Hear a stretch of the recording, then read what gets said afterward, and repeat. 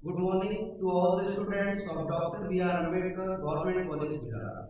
Students, we have been studying the poem Ode to the West Wind written by P.C. Bursey for last three lectures. In our past three lectures, we studied about the power of the west wind exerted on the earth, over the sky, and in the water. Today, we are going to study the fourth stanza. This stanza doesn't show the power of the west wind, but it shows the personal request of the poet P.B. Shelley to the west wind. Actually, in this stanza, the poet shows that he is very weak at the present time. He doesn't have the enough strength to live on this earth. Therefore, he requests the west wind to give him some of the energy so that he can live happily. First of all, I recite the fourth stanza and then after I will explain it word by word. So I start Ode to the West Wind by P.B. Shelley. This is the fourth stanza. If I were a dead leaf if I were a dead leaf, thou mightest bear. If I were a swift cloud, to fly with thee. Aware to pant beneath thy power and share the impulse of thy strength, only less free. Then thou, O uncontrollable, even if I were as in my boyhood and could be the comrade of thy wanderings over heaven, as then when to outstrip thy sky speed. Scarce seemed a vision I would never have striven, as thus with thee in prayer in my sore need. Oh, lift me as a wave, a leaf and a cloud, I fall upon the thorns of life, I bleed. A handmaid of ours has chained and bound, one to like thee, tailless and swift and proud. So students, in this line, the poet wants to say that he wants to fly with the west wind. वो west wind के साथ उड़ना चाहता है. He wants to be taken away by the west wind because he feels very weak and miserable at the present time of his life. So I take word by word. If I were, यदि, a dead leaf. कवि west wind से कहता है अगर मैं मृत पत्नी होता, a dead leaf होता, thou mightest bear, तो तुम मुझे उठाकर ले जा सकती थी. जैसे हम देखते हैं when a leaf which has fallen from the tree on the earth, जब कोई पत्ती पेड़ से गिरकर जमीन पर गिरती है तो हवा के साथ ऊपर चली जाती है. तो poet also wants to be like that leaf, to be blown away by the west wind. तो कवि भी उस पत्ती की तरह बनना चाहता है ताकि जो पश्चिम से आने वाली हवा है उसको वहां पर ले जाए, because he doesn't want to be on this earth. वो इस धरती पर रहना नहीं चाहता. इफ आई वर, अब एक और बड़ी कल्पना कर रहा है कवि. पहले कल्पना कर रहा है if I were a dead leaf, अगर मैं मृत पत्ती होता, काश कैसा होता अगर मैं मृत पत्ती होता. मृत यानी कि पेड़ से टूटी हुई पत्ती, तो ये पश्चिम से आने वाली हवा मुझे उड़ाकर ले जाती. कितना अच्छा होता, इस भारी भरकम दुनिया से, इस दुख भरी दुनिया से मुझे दूर ले जाए. और दूसरी कल्पना क्या है, if I were swift, swift यानी तेज, तीव्र गति से काम करने वाला, cloud, to fly with thee. अगर ऐसा नहीं होता तो काश ऐसा होता कि मैं तेज गति से चलने वाला बादल होता, क्योंकि अगर वो बादल होता तो ये बादल भी हवा के साथ साथ उड़ता. बिकॉज यहाँ बादल की कल्पना क्यों की गई है, क्योंकि हम ऐसा कहते हैं कि बादल जो है वो बिना किसी रोक टोक के, बिना किसी बाधाओं के, बिना किसी सामाजिक बंधनों के एक जगह से दूसरी जगह उड़ता रहता है. There is no control over the clouds. So the poet also wants to be free and uncontrollable like the clouds. तो बादलों की तरह, कभी बादलों की तरह आजाद होना चाहता है ताकि हवा के साथ वो उड़ सके. To be free from all the social bonds, सारे सामाजिक बंधनों से दूर होकर. तो कह रहा है if I were a swift cloud, मैं वो बादल होता जो तेज गति से उड़ता with thee. Here the thee means you. as I have already told you, मैं आपको पहले भी बता चुका हूँ कि this D is the archaic form of U. जो D है वो U का प्राचीन शब्द है. When the English was developed, newly, जब नई नई इंग्लिश बनी थी, so this D word was used. U की जगह D यूज होता था. And in poems, many old poems, this word is used. आज हम यू कहते हैं, पहले दी कहते थे. तो काश कैसा होता अगर मैं मृत पत्ती होता तो तुम मुझे उड़ा कर ले जाती. अगर मैं आकाश का बादल होता तो मैं तुम्हारे साथ उड़ता रहता बेरोक टोक, बिना किसी रोक टोक के. और इफ जब लगाते हैं तो कहने का मतलब काश ऐसा होता, लेकिन वर्तमान समय में हम ऐसे है नहीं. कभी कोई मृत पत्ती नहीं है, कभी कोई उड़ता हुआ बादल नहीं है, but he wants to be like that in his imagination. अपनी कल्पना में वो ऐसा बनना चाहता है. The third is that a wave होती है लहर, पानी की, जल तरंग. आपने देखा होगा पानी की जल तरंग भी किसी के काबू में नहीं होती. It is not and never controlled by any power in this earth. जब पानी की धारा को आना होगा, जब जल तरंग को ऊपर उठना होगा, वो आएगी और अपना बहाव लेकर जाएगी. The poet also wants to be like a wave, to point beneath that power. हमने देखा जब पानी जब बहता है और तेज हवा जब आती है तो तेज हवा के साथ पानी भी हवा में उड़कर चला जाता है. उसको कोई रोक नहीं सकते, हम उसको पकड़ नहीं सकते, हम उसको कंट्रोल नहीं कर सकते. कभी भी पानी उसी धारा की तरह, उसी लहर की तरह बनना चाहता है जो हवा के नीचे उड़ती है, बहती है. So in these 3 lines, the first 3 lines, पहली 3 पंक्तियों में हमने पढ़ा कि कवि किस प्रकार अपनी इमेजिनेशन में या ऐसी वो कल्पना करता है कि काश में मृत पत्ती होता, या मैं बादल होता, या मैं पानी की लहर होता. तो ध्यान रखिए, व्हेनेवर क्वेश्चन इज आस्क्ड, जब सवाल पूछा जाता है तो कहेंगे भाई कवि ने अपनी तुलना किन से की. तो the answer will be that the poet compared himself to a dead leaf, first, second a swift cloud and third a wave. तो देखिए तीनों चीजें आ गई. मृत पत्ती जो धरती पर होती है, बादल जो आकाश में होता है, और पानी की जल तरंग जो कि पानी में होती है. वो तीनों शक्तियां बनना चाहता है. He wants to be the object of all the 3 powers. वो आकाश का ऑब्जेक्ट भी बनना चाहता है, जल का भी बनना चाहता है, और धरती का भी बनना चाहता है. So in these 3 lines we studied thy power and save, ताकि मैं तुम्हारी शक्तियों को सेव कर सकूं, तुम्हारा भागीदार बन सकूं. जब दो चीजें आपस में टकराएगी तो क्या होगा, दोनों एक दूसरे की शक्तियों को आजमाएंगे. अगले वाले को पता चलेगा कि मेरे सामने वाले की ताकत कितनी है, और दूसरे को पता चलेगा कि उसके विरोधी की कितनी ताकत है. तो जब कभी तीनों प्रकार पत्ती, क्लाउड और वेव बनेगा तब उसको एहसास होगा कि वेस्ट विंड की कितनी ताकत है. एंड इन रिटर्न, बदले में west wind also know the power of the poet. But at the present time this is not सो. वर्तमान में ऐसा नहीं है, because at the present time he is very weak, very poor and very miserable person, suffering from all the troubles and miseries of his life. Now I come to the next 3 lines of the same stanza. As I have already told you that this poem contains total 5 stanzas and each of them has total 40 lines, and this is called the terza rhymes. I will tell you in my last lecture that what is terza rhyme and how it is introduced and used in the literature. Now I come to the next 3 line. The impulse of, here impulse means uncontrollable power. What is impulse? अचानक हमारे मन में कुछ आता है करने के लिए और हम बिना सोचे समझे वो चीज करने लगते हैं. When we do something out of earnest desire without thinking over it, जब किसी चीज के बारे में बिना सोचे समझे हम अचानक से करने लगे, वो हमारा इंपल्स है.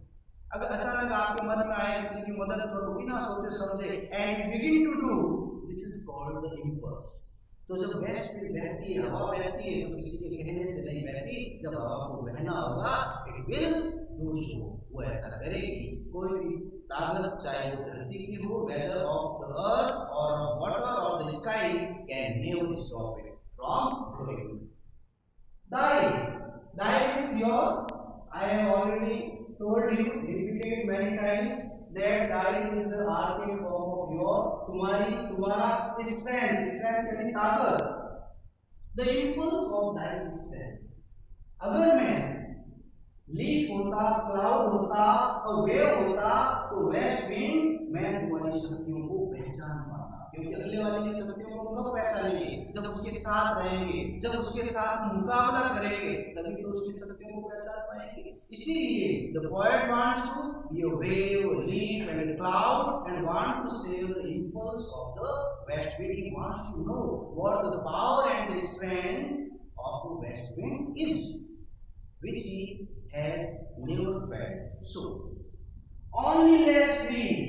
अब कवि क्या कहना चाह रहा है? Only lessly. क्यों? Only less थोड़ा सा. Only less free आजाद. Then thou. जब किसी से हम तुलना करते हैं तो THAN का यूज करते हैं.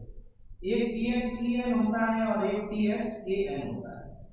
THAN बाद में होता है तब, और ये कंपैरिजन करते हैं कि Ram is more beautiful then Shyam, more intelligent then. तो इसमें ये देन यहाँ तुलना हो रही है. ओ अनकंट्रोलेबल. तो कवि कहना चाह रहा है कि अगर लीफ होता, क्लाउड होता, वेव होता तो मैं वेस्ट विंड से थोड़ा सा ही कमजोर होता, थोड़ा सा कम आजाद होता, लेकिन आजाद जरूर होता, लेकिन वेस्ट विंड से थोड़ा सा कम. अभी तो मैं बहुत ही ज्यादा कमजोर हूं. अभी तो मेरी कुछ पोजीशन ही नहीं. I have no position on the earth in respect of the power, but if I had been a leaf, a wave, I would have been a powerful person, just like west wind, only lessly than thou, O west wind. You would be more powerful than me, only by little degree, a bit. बहुत ही कम, ज्यादा तुमसे powerful होगी. O uncontrollable which cannot be controlled, जिसको control नहीं किया जा सके, जिसको काबू नहीं किया जा सके, that is called uncontrollable. क्योंकि वेस्ट विंड अनकंट्रोलेबल है. I have already told you that the natural things cannot be controlled by human beings. We cannot control them. We can invent it. We have invented many machines, many new scientific things, but these natural things can't be controlled. We cannot control rain. When it will rain, it will. जब बारिश होनी होगी, जब हवा चलनी होगी, चलेगी, हम उसको कंट्रोल नहीं कर सकते.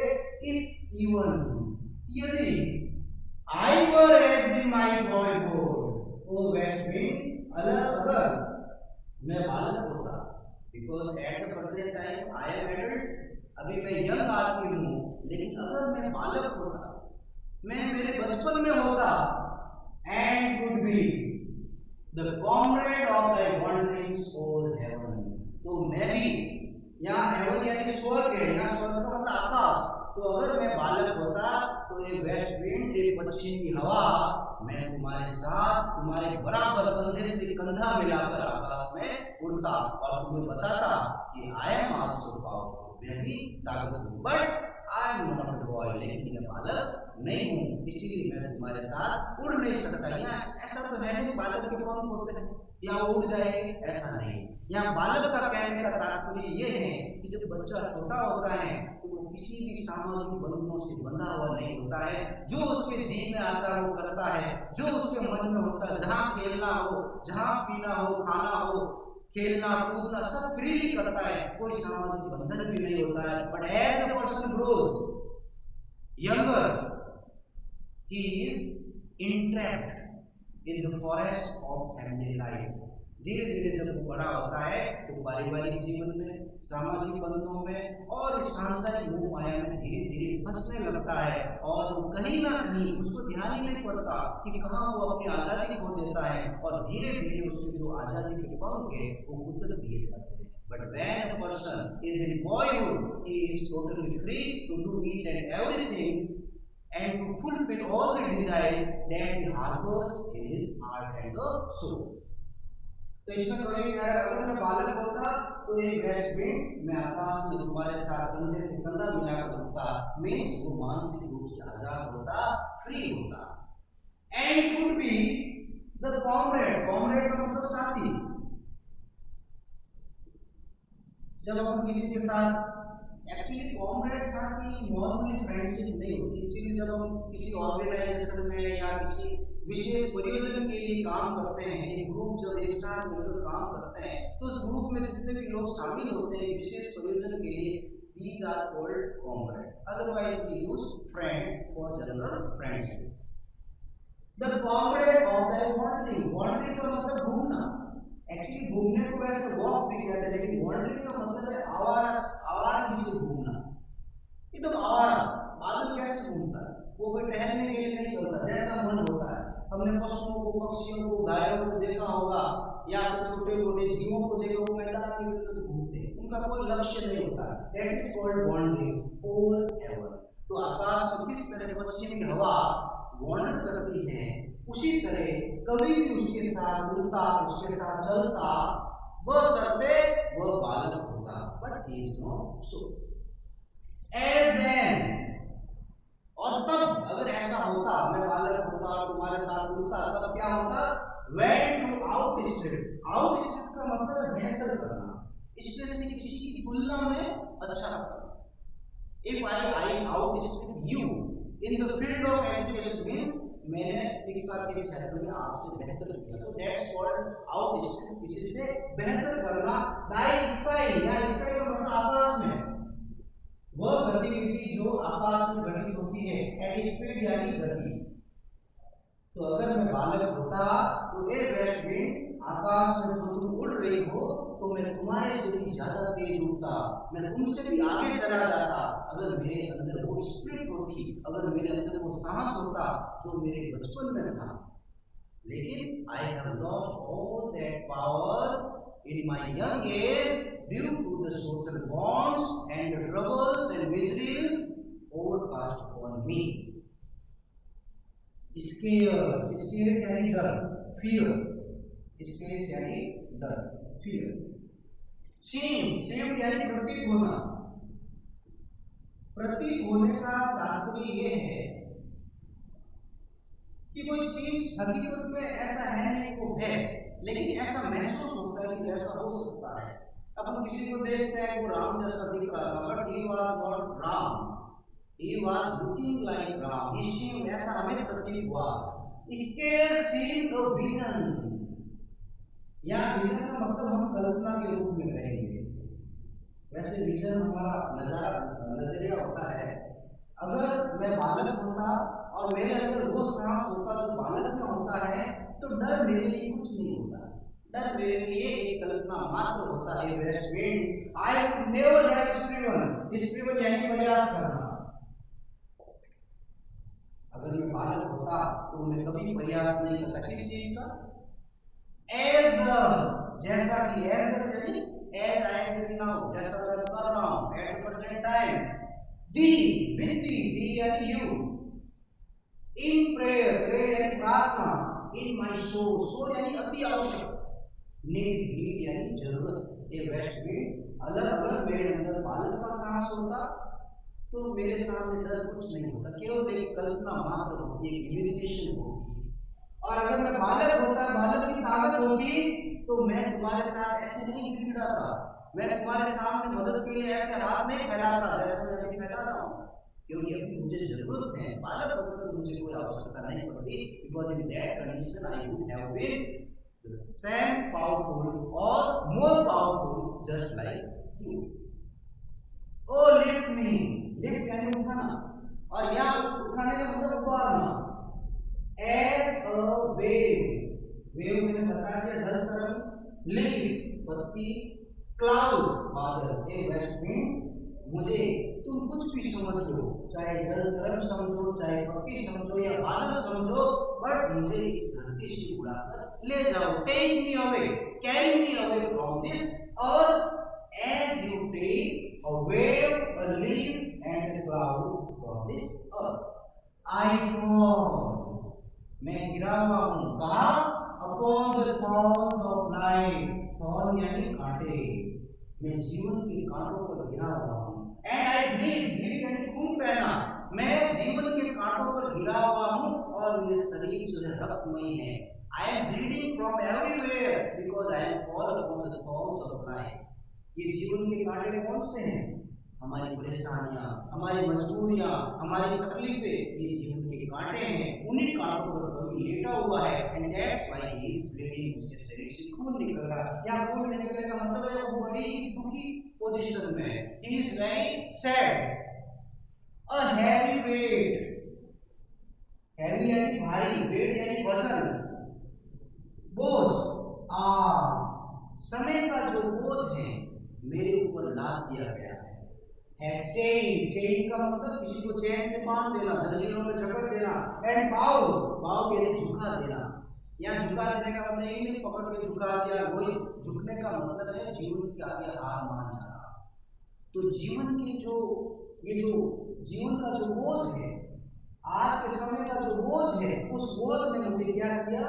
जंजीरों में जकड़ दिया है, बांध दिया। एक्चुअली इसके पीछे कहानी स्टोरी ये है, जब शहरी he was married at very young age, बड़ी कम उम्र में उसकी शादी हो गई।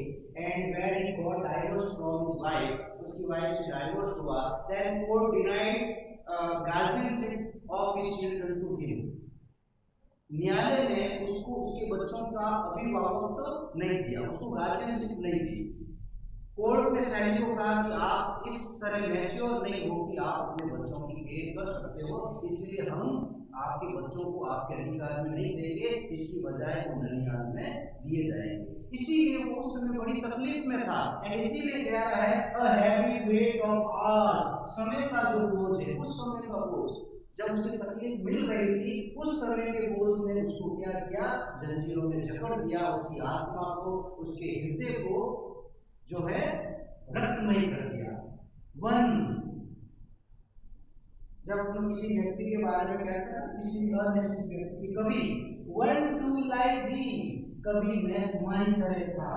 दी यानी वेस्ट विंड, ए वेस्ट विंड, एक पश्चिमी हवा, जब मैं बालक था, जब ये परेशानी में नहीं था, तो मैं तुम्हारी तरह ही था।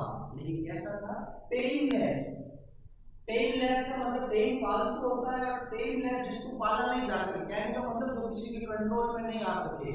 स्विफ्ट, जो तेज गति से चलता हो, जो मंद नहीं हो, जो ढीला नहीं हो। एंड प्राउड, प्राउड जो गर्व से भरा हुआ हो। कभी मैं भी तुम्हारी तरह आजाद था, गर्व से भरा हुआ था, चंचल था, कहीं भी जा सकता था, कुछ भी कर सकता था।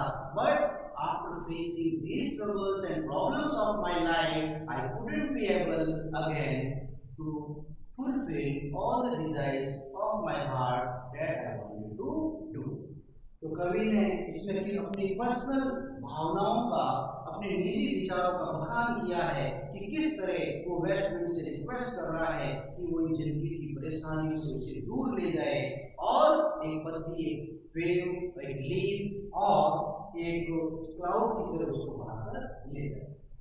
सो students, in this fourth stanza we studied about the personal request to west wind by poet P.B. Shelley, and I hope you got the right meaning and all the gist which you wanted to know. और फिर भी अगर आपको कोई समस्या महसूस हो तो you may contact me. Thank you very much.